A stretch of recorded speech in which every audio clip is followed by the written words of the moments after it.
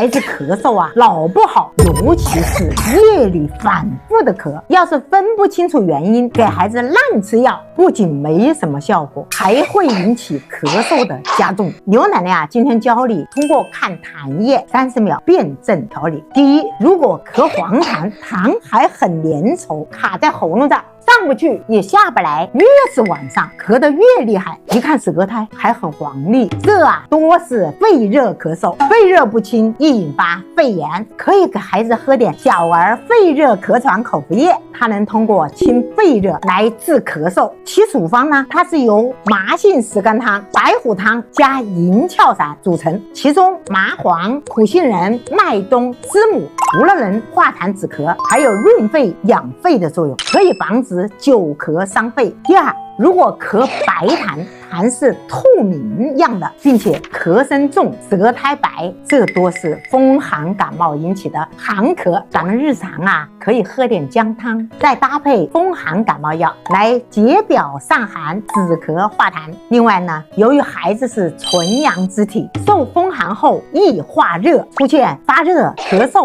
喉咙肿痛、舌红、苔黄、痰黄粘稠等表现。像这种情况呢，无论是风热犯肺，或者是风寒化热引起的咳嗽，都可以辩证用点小儿肺热咳喘口服液。家长们都记住了吗？